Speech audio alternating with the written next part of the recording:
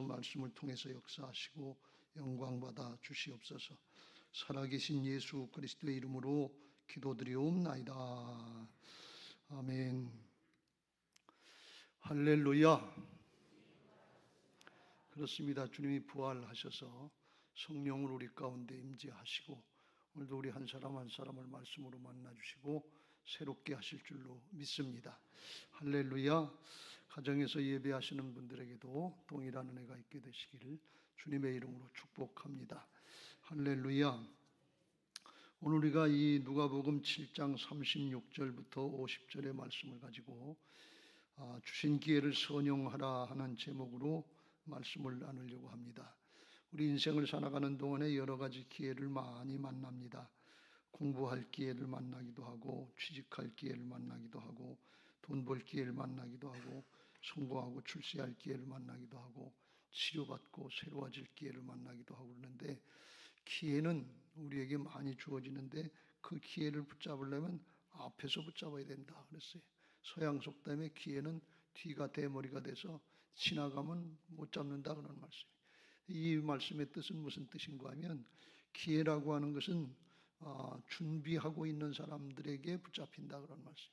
준비하고 있고 꿈과 비전을 가지고 바라보고 있을 때, 기회가 왔을 때 그걸 붙잡을 수 있는 것이지, 가만히 있을 때 저절로 기회가 붙잡아지는 건 아니다 그런 뜻입니다. 오늘 하나님께서 우리를 은혜 받을 수 있는 기회의 자리로 불러주셨는데 마음으로 준비하시고 받으시길 주의 이름으로 축원합니다. 그냥 준비 없이 그냥 왔다 가는 형식적인 예배, 의례적인 예배가 아니라 하나님이 오늘 나를 만나주시려고 준비하신 말씀이 있다. 말씀이 곧 주님이신데 주님이 나를 만나주실 것이다 하는 기대감을 갖고 준비하는 마음으로 받을 때 실망시키지 않은 신실하신 하나님의 역사를 보게 하실 줄로 믿습니다. 할렐루야. 우리가 이 말씀을 볼 때 누가복음 7장의 36절부터의 이 말씀은 우리가 잘 아는 말씀인데 사실은 잘 알지 못하는 말씀이기도 합니다. 이 말씀의 이해하기가 조금 난해 구절 중에 하나예요. 그건 뭔가 하면, 예수님이 왜 이 바리새인의 집에 초청에 응하셨는가 하는 거예요. 바리새인이 어떻게 응답할 걸, 응대할 거를 예수님이 모르시지 않았어요. 예수님을 속으로 비판하고 있고 어떻게 하든지 올무를 씌우려고 붙잡으려고 궁리하고 있는 사람인데 그거 알면서 가셨거든요. 39절에 예수를 청한 바리새인이 그것을 보고 마음에 이르되, 이 사람이 만일 선지자라면 자기를 만지는 이 여자가 죄인인 이 여자, 창녀인 이 여자가 누구며 어떠한 자 곧 죄인 줄을 알았으리라. 그리고 판단하고 있거든요. 그런 속을 모르시지 않아요. 또 예수님을 초청해 놓고 초청한 자로서 기본적인 예의도 다하지 않는 무례한 사람이었어요. 44절에 너는 내게 발 씻을 물도 주지 않았다. 손님을 초청하면 발 씻을 물을 먼저 드리는 건데 그것도 하지 않았다 그랬고, 45절에 보면 너는 내게 입 맞추지 않았다. 손님을 맞이하면 샬롬하고 인사를 하는 건데 기본적인 것도 안 했다. 46절에 감람류, 흔한 감람류도 붙지 않았다. 그러면서 기본적인 예의를 하나도 안 했다는 거예요. 아주 무례하고 사람을 무시하는 사람이죠. 이렇게 나올 걸 모르지 않았어요. 예수님이 그러면서도 가셨다 그런 말씀이. 49절에 보면 예수님이 이 여인에게 내 죄 사함을 받았느니라 하고 선포하시니까 이가 누구이기에 이 죄도 사는가 하면서 예수님을 이제 나중에 하나님을 자칭했다 해서 신성모독죄로 걸려고 그 마음에 죄악을 정죄하는 마음이 있는 것을 예수님이 아셨어요. 그런데 거길 왜 가셨냐 그런 말씀이에요. 대접도 못 받을 걸, 무시만 당할 걸. 여러분 같으면 그런 자리 가시고 싶으시겠어요? 또 하나 의문점은 뭔가 하면, 이 죄인인 여자가 예수님 앞에 나와서 감사하고 감격해서 자기를 사해 주신 이 주님 앞에 집에 있는 가장 귀한 옥합, 향유 옥합을 가져와서 주님께 부으면서 울며 눈물로 그 발을 적시고, 38절 자기 머리털로 닦고 그 발에 입 맞추고 향유를 부으니 그랬어요. 자기가 할 수 있는 최고의 정성을 다했어요.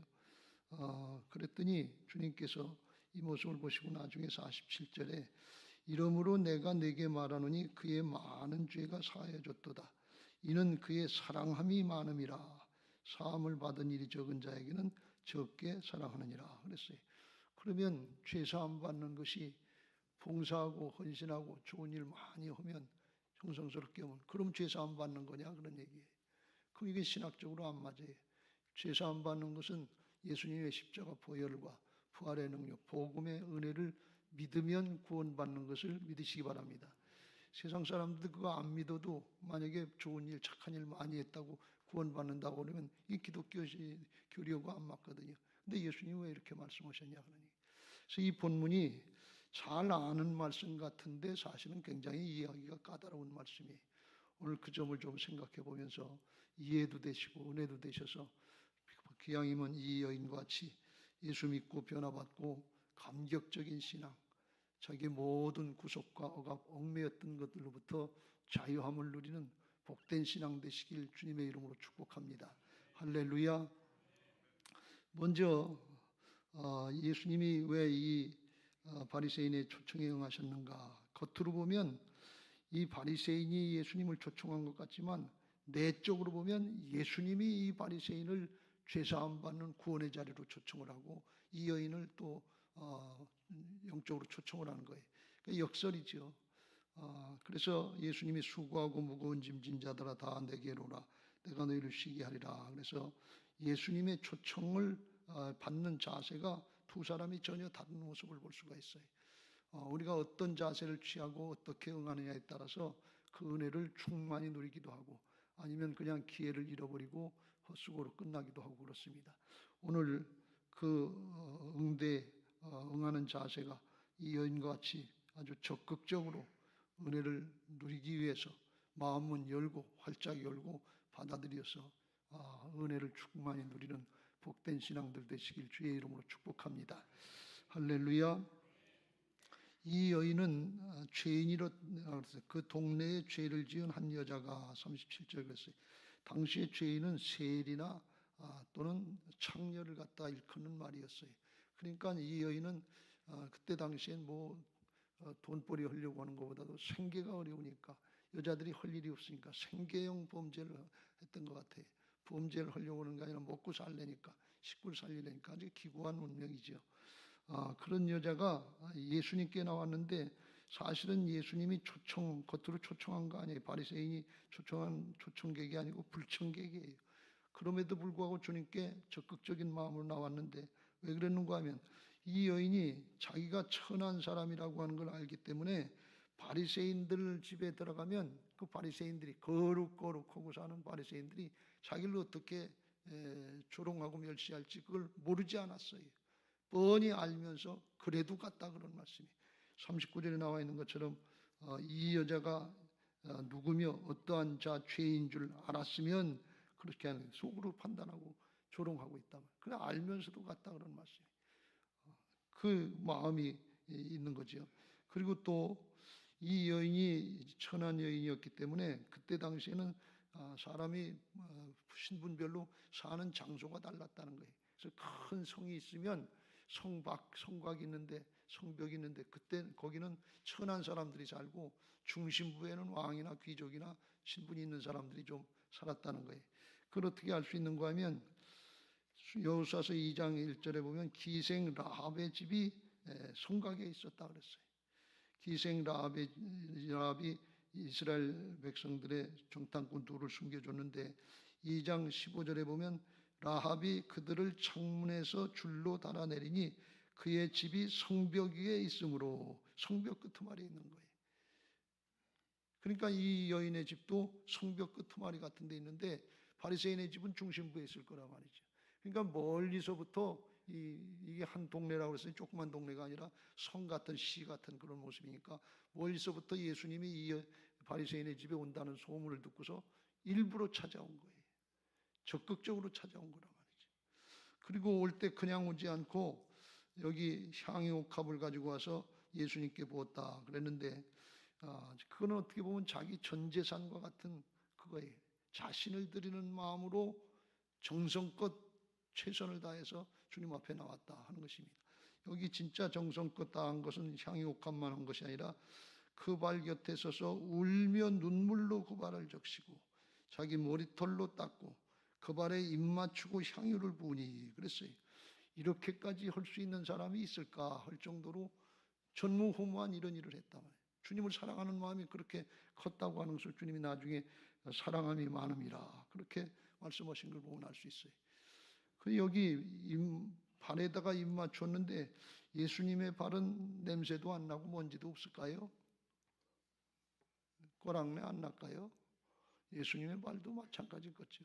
그런데 여기서 45절에 보면 너는 내게 입 맞추지 아니했을 때 그는 내가 들어올 때로부터 내 발에 입 맞추기를 그치지 아니하였으며 입 맞추는 걸 한 번만 했다는 얘기가 아니에요. 계속 했다는 거예요. 여러분 손주가 이쁘고 자식이 갓난아기 이쁘면 한 번 거기서 끝나는 게 아니라 이렇게 하잖아요. 그렇게 할 정도로 했다는 거예요. 너무 감격스러워서. 그 자신을 잃어버린 무아지경 같은 거죠. 이렇게 예배하고 이런 마음으로 예수님 앞에 한 번이라도 나와보신 적이 있습니까? 이런 은혜들이 있게 되시길 주의 이름으로 축원합니다. 오늘 이 여인이 받은 은혜가 바로 그거예요. 이게 존재의 축복이거든요. 여러분 이 여인은 평생에 사람들로부터 손가락질만 당하고 조롱당하고 멸시당하고 어디서 환영받은 적이 없어요. 인정받고 용납받은 적이 없는 사람이에요.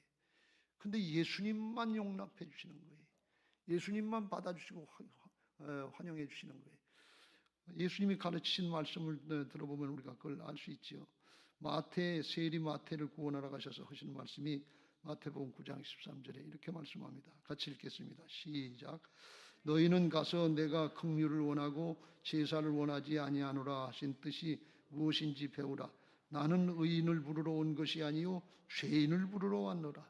자칭 의롭다고 하는 사람들, 죄 없다는 사람들 불러오신 것이 아니고 죄인인 걸 깨닫고 주님 앞에 주여 나는 죄인입니다. 나를 불쌍히 여겨 주옵소서. 세리의 심정으로 나오는 이런 사람들을 위해서 오셨다 그런 말씀이에요. 여러분 예수님 앞에 하나님 앞에 나서 예배할 때 이런 심정으로 나오시길 주의 이름으로 축원합니다.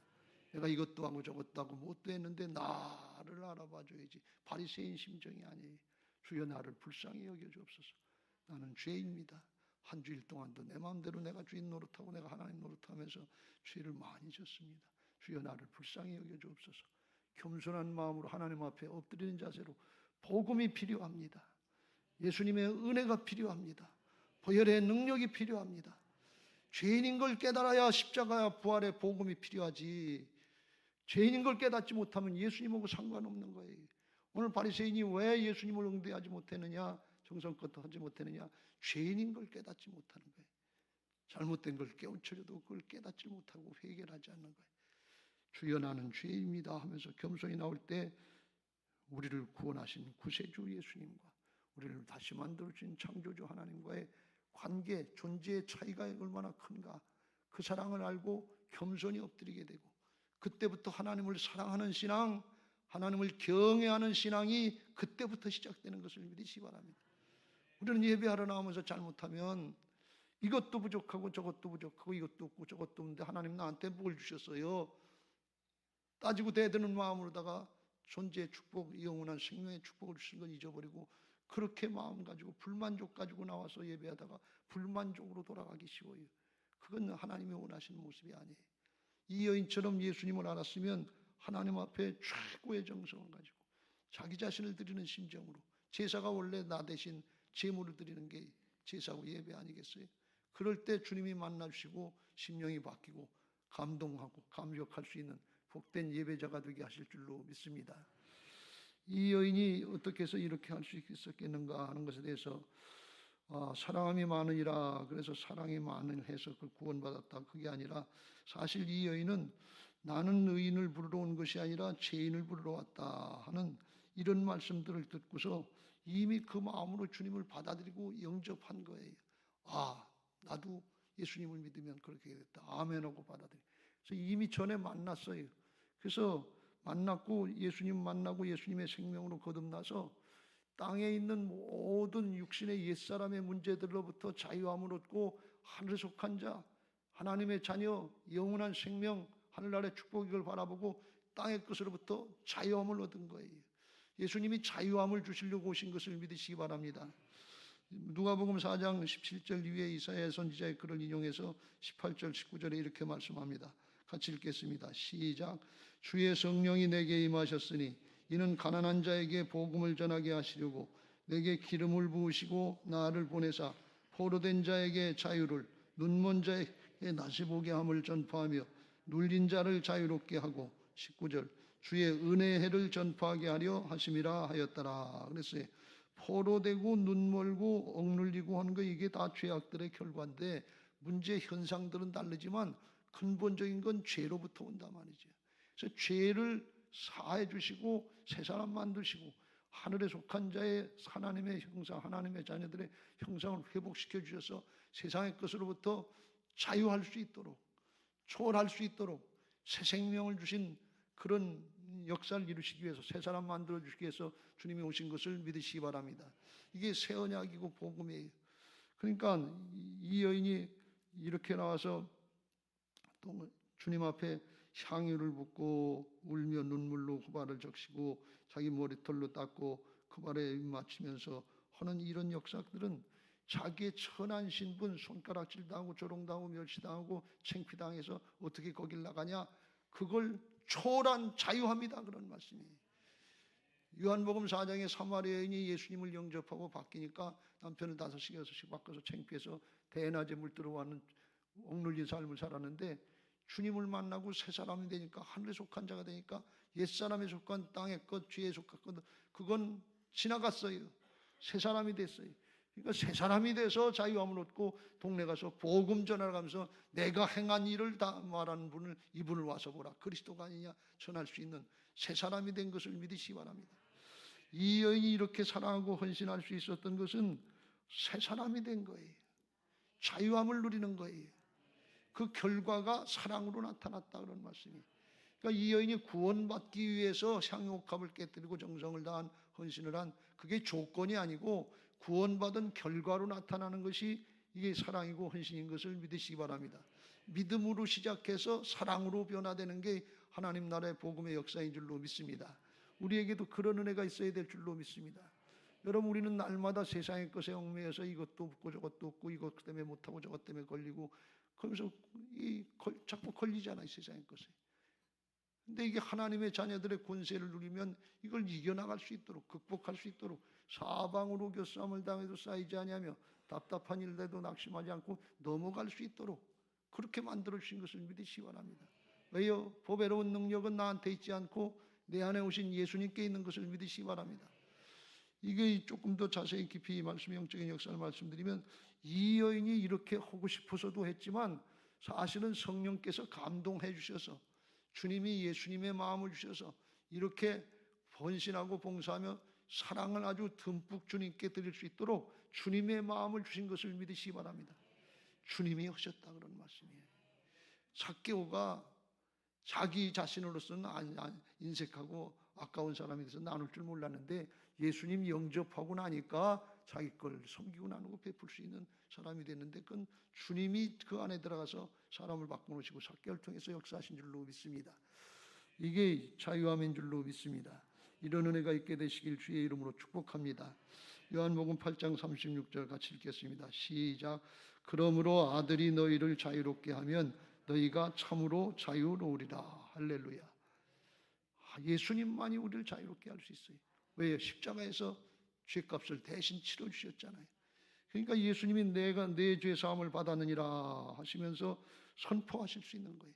다른 사람들은 오해하고 이가 누구이기에 죄도 사하는가 그랬지만 예수님께서는 능력이 있으시고 죄를 담당해 주셨으니까 내 믿음이 너를 구원하였으니 평안히 가라, 자유함을 누리라, 그런 말씀이에요. 그러니까 이 여인에게 확인시켜 주시고 그렇게 됐다고 하는 걸 분명하게 말씀해 주신 줄로 믿습니다. 오늘 우리가 긴가민가하고 신앙생활 한다면 이 여인에게 하신 말씀이 내게 주시는 주님의 레마의 말씀으로 들려주시길 바랍니다. 내 죄사함을 받았느니라, 평안히 가라 하면서 평안을 누릴 수 있는 복된 은혜가 있게 되시길 주의 이름으로 축원합니다. 이 여인이 감동을 받아서 자기 뭘 드릴까 그러다가 옥합을 깨뜨려서 주님 앞에 다 드렸잖아요. 근데 어떻게 보면 이건 자기 전 재산과 같은 것인데 이걸 주님 앞에 드리지 않고는 견딜 수 없는 심령을, 사랑을 표현하고 헌신을 표현할 수 있는 그것밖에 없다는 심정으로 자신을 드리는 심정으로 드렸는데, 이게 우리가 인간적으로 생각하면 욕심이 있어서 아유 그거 아까운 거, 그거 가장 좋은 건데 그걸 드리나, 그러고 우리에게는 거부 반응 같은 것들이 자꾸 나타나요. 왜 그러냐? 죄성이 강해서 그래요. 세상 욕심이 있어서.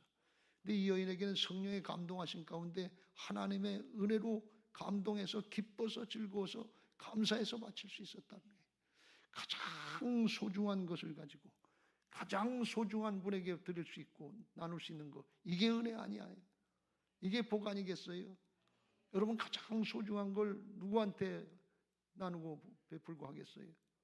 보통 자식들에게 주겠다 그러잖아요. 자식들을 사랑하니까. 그런데 그 세상으로 끝나는 것이고, 이걸 주님께 드리고 이 여인이 성령의 감동을 따라서 하나님께 드리고 하나님 나라에 쌓여지는 그런 보화가 됐다, 그런 말씀이. 이거 알고 한 거 아니에요. 성령께서 감동하실 때 그렇게 순종할 수 있는 그런 존재가 됐다는 게 복이다, 그런 말씀이에요. 여러분, 이걸 명심하세요. 우리 성령의 감동이 있어도 못하잖아요. 안 되잖아요. 이게 되는 게 은혜 아니겠어요? 제가 이 말씀을 다시 보고 또 보면서 이게 무슨 말씀인가? 주님께서 우리를 구원하셨다고 하는 것은 그냥 나중에 죽으면 천국 가라고 하는 그런 말씀이 아니에요. 여기 땅에서부터 하나님의 자녀로 예수님의 성품의 사랑을 가지고 섬기고 나누고 베풀면서 사랑할 수 있는, 기뻐하고 감사할 수 있는 그런 사람 존재가 됐다는 게 이게 복이지요. 날마다 응원하고 뭐 안 주니 뭐 안 주니 하면서 출애굽 1세대 광야 1세대도 뭐냐 원망하고 불평하고 불만족에 죽음을 죽는 게 이게 신앙의 과정입니까? 그렇게 하라고 주님이 십자가 지신 거 아니에요. 존재를 바꿔놓으시려고 하는 거예요. 이 은혜를 오늘 깨닫고 누릴 수 있게 되시길 예수님의 이름으로 축복합니다. 이런 은혜가 충만한 게 성령 충만 아니겠어요? 세상은 오늘날 마지막 때 다 만몬신에 붙잡혀서 불법을 행함으로 사랑이 식어진다. 사랑이 왜 말른? 교회 사랑이 없어, 사랑이 없어 그래. 그런데 그렇게 얘기하는 자기 자신은 사랑이 있느냐 하면 그 사람은 더 없어요. 판단하고 있으니까. 사랑은 내가 받는 걸 얘기하는 게 아니라 주는 것이 이것을 믿으시 바랍니다. 주면서 기뻐하는 거예요. 우리 모든 성도님들이 그런 은혜가 있게 되시길 주님의 이름으로 축복합니다. 2000년 전에 이 여인이 그 향유옥합 가지고서 팔아가지고 뭐 300데나리온이면 1년치 봉급이라고 그랬는데 뭐 수천만 원 되겠죠. 그거 가지고 뭘 먹고 뭘 하고 잘 살았고 썼으면 좋겠어요. 그럼 그때 당시엔 조금 유익하고 마음이 편했을지 모르죠. 근데 2000년이 지났어요. 지금 보면 하나님 앞에, 예수님 앞에 귀하게 쓰임 받고 하늘나라에 쌓여진 거, 이게 복이다, 그런 말씀이에요. 이 신앙은 하나님 나라 차원의 영적인 차원에서 분별해야지, 세상 나라의 육신의 옛사람의 차원에서 분별하면 그게 이루어질 수가 없어요. 아깝고 인색해서 욕심 때문에, 죄 때문에 안 돼요.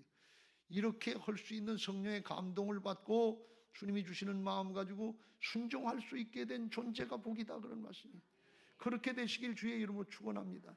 평생에 하나님 앞에 기뻐서 즐거워서 감사해서 감격해서 감동해서 최고의 정성으로 예배드릴 수 있는 예배의 승리자들 되시기를 예수님의 이름으로 축원합니다. 이게 신령과 진정의 예배고 하늘에 쌓여지는 예배예요. 마태복음 6장 19절 위에 이렇게 말씀합니다. 시작. 너희를 위하여 보물을 땅에 쌓아두지 말라. 거기는 좀과 동록이 해하며 도둑이 구멍을 뚫고 도둑질하느니라. 20절. 오직 너희를 위하여 보물을 하늘에 쌓아두라. 거기는 좀이나 동록이 해하지 못하며 도둑이 구멍을 뚫지도 못하고 도둑질도 못하느니라. 21절. 네 보물이 있는 그곳에는 네 마음도 있느니라. 마음의 중심이 하늘에 있는 사람이 있고 땅에 있는 사람이 있어요. 신앙하면서 땅에 속한 자의 신앙을 하지 말고 하늘에 속한 자의 신앙을 하시길 주의 이름으로 축원합니다. 이 여인이 이거 알고 한 거 아닐 거예요. 모르고 한 거예요.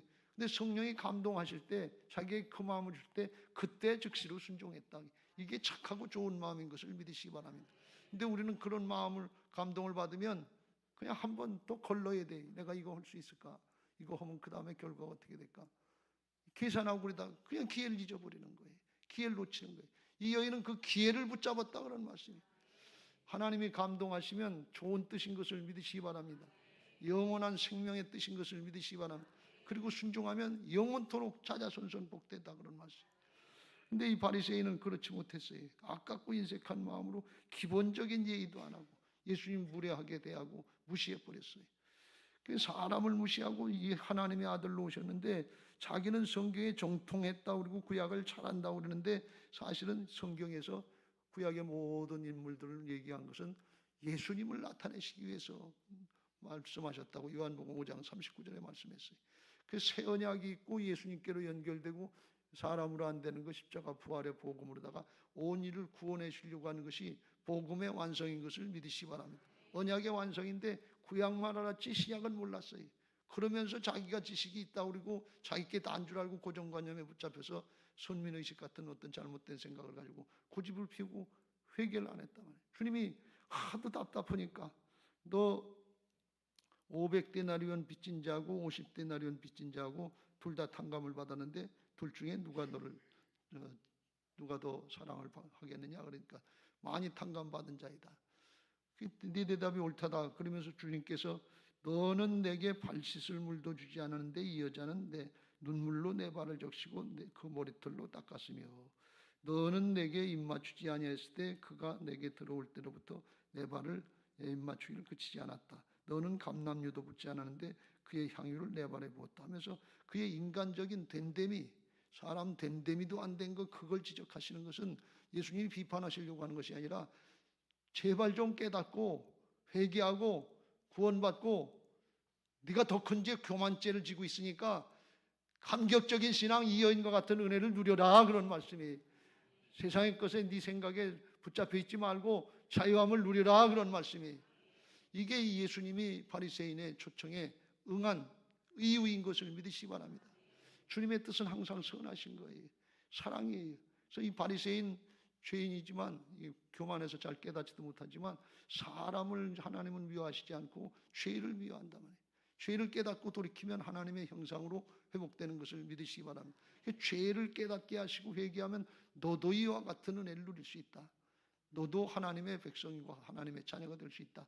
그걸 깨우쳐 주시기 위한 것인 것을 믿으시기 바랍니다. 그런데 자기는 옳다고 그러고 자기는 잘못 안 했다고 그러고 가만히 있고 사람을 무시하고 하나님을 경솔히 여기니까 이런 신앙은 잘못된 거다 그런 말씀이에요. 우리에게 홀이라도 이런 신앙이 있다고 그러면 철저하게 경계하고 자아를 깨트리고 통해 자복하고 회개해야 될 줄로 믿습니다.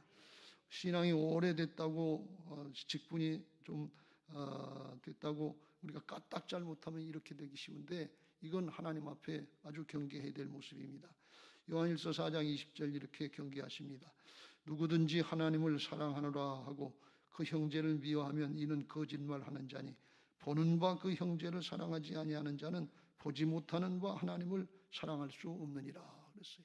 주변의 사람들, 나보다 못한 사람들, 무시해도 될 것 같은 사람들, 함부로 하는 사람은 하나님 모르는 사람이라면 하나님 믿는 사람이 아니라 주님을 믿는 사람은 이 여인처럼 예수님의 생명인 사랑의 마음으로 변화되는 것을 믿으시기 바랍니다. 주면서 기뻐할 수 있는 심령으로 변화받는 것을 믿으시기 바랍니다. 그래서 우리가 하나님의 말씀을 받으면 주님께서 우리의 마음에 와 계시기 때문에 주님의 심령이 있기 때문에 감동을 받게 돼 있어요. 또는 찔림을 받게 돼 있어요. 그때 회개하고 돌이키는 사람이 복인 줄로 믿습니다. 근데 고집피고 아니다 그러면서 내가 잘못한 거 없다 왜 내가 하냐 그러면 굳어지는 거예요. 완악해지는 거예요. 그러면 하나님을 섬기는 것이 아니라 자기를 섬기고 자기가 하나님 노릇하는 거예요. 로마서 1장 21절 이후에 이렇게 경계하십니다. 하나님을 알되 하나님을 영화롭게도 아니하며 감사하지도 아니하고 오히려 그 생각이 허망하여지며 미련한 마음이 어두워졌나니 스스로 지혜 있다 하나 어리석게 되어 헛똑똑이다 그런 말씀이 썩어지지 아니하는 하나님의 영광을 썩어질 사람과 새와 짐승과 기어다니는 동물 모양의 우상으로 바뀌었느니라. 그래서 자기를 섬기는 것 같은 우상 숭배자가 된다 그런 말씀. 이건 신앙이 아니에요. 잘못된 거예요. 이렇게 되기를 원하는 사람은 아무도 없을 줄로 압니다. 그러나 우리가 육신의 옛사람의 생각에 자기 자신에 붙잡히면 까딱 잘못하면 이렇게 된다고 하는 걸 깨닫고 하나님 앞에 나올 때 예배할 때 이 자리가 얼마나 귀하고 복된 은혜를 누리는 자리, 내가 바뀌는 자리인 것을 깨닫고 최고의 정성을 가지고 이 여인처럼 예배할 수 있게 되시길 주의 이름으로 축원합니다. 그냥 왔다 가는 자리 아니에요. 이 자리에 나오려면 예수님의 십자가 보혈의 은혜가 필요해요. 부활의 능력이 필요해요. 하늘나라가 열려지는 그런 세상을 극복하는 축복이 있는 자리예요. 다른 데 갈 때 최고로 잘하시지 말고, 예식장 갈 때 최고로 잘 꾸미고 가시지 말고, 예배하러 나올 때 최고로 이쁘게 꾸미게 나오시고, 빨간 것도 좀 바르시고, 최고의 정성을 다하란 말이죠. 이게 하나님 앞에 헐레 하고 쓰레바짝 끌고 나오는 거, 그거의 은혜가 아니다 말이죠. 시편 96편 8절 9절에 이렇게 말씀합니다. 같이 읽겠습니다. 시작.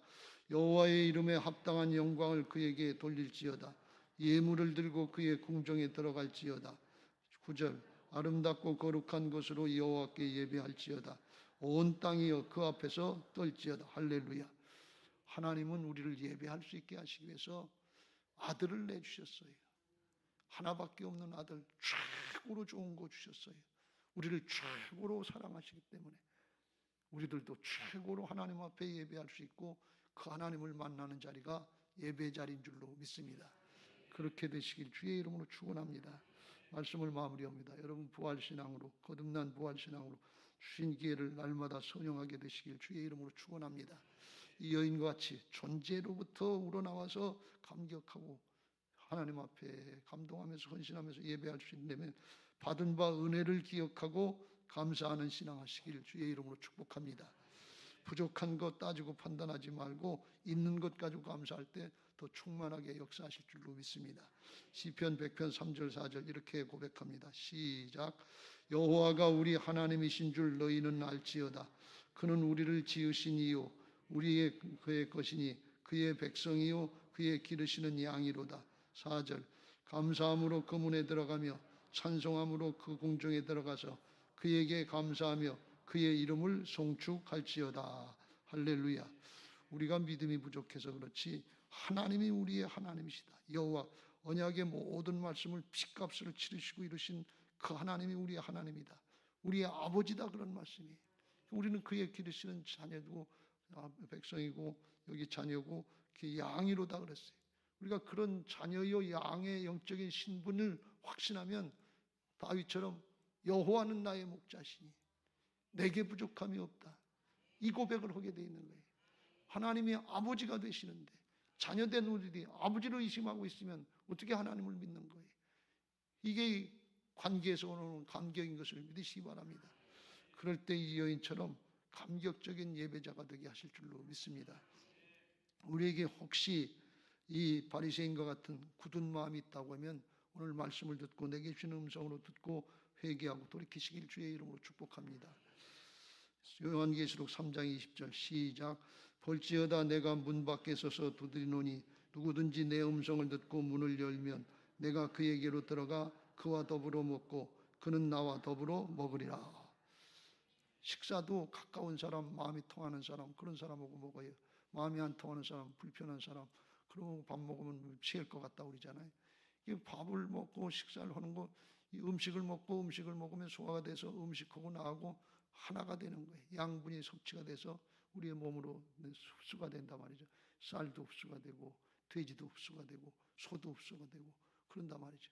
근데 예수님이 내 말 음성을 듣고 문을 열면 그에게 들어가서 그와 더불어 먹고 그는 나와 더불어 먹으려. 뭘 먹느냐? 하나님의 영의 양식인 말씀을 먹는다는 거예요. 말씀을 주니까 함께 먹는다는 거예요. 말씀이 예수님이에요. 그러면 먹으면 양분이 하나가 되는 것처럼 영의 양식인 말씀이 우리가 하나가 되면 예수님과 하나가 되는 역사입니다. 하나님과 하나가 되는 역사입니다. 하나님의 마음이 되는 거예요.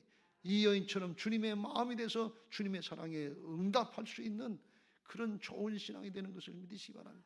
이렇게 감동받을 수 있고 순종이 되는 신앙, 이런 존재의 축복을 누리시길 주의 이름으로 축원합니다. 이게 안 됐으면 이것부터 하세요. 제일 좋은 거 이걸 뺏겨놓고 뭐 이게 없다 저게 없다 그거 불평할 거 아니, 놓고 갈 거 지나갈 거 아니, 헛된 거 아니, 세상의 것. 진짜 좋은 걸 주님이 오늘 주시려고 말씀하시는 것을 믿으시기 바랍니다. 고린도후서 7장 10절 읽고 마치겠습니다. 시작. 하나님의 뜻대로 하는 근심은 후회할 것이 없는 구원에 이르게 하는 회개를 이루는 것이요 세상 근심은 사망을 이루는 것이니라. 할렐루야. 세상이 아무리 채워져도 그 놓고 갈 거예요. 죽고 끝날 거예요.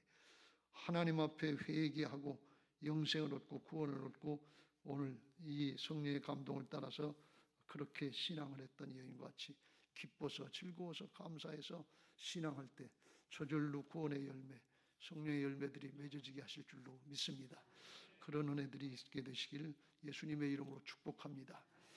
이제 우리가 그런 신앙할 수 있게 해달라고 복음성가 한 장 하시고 같이 기도하겠습니다.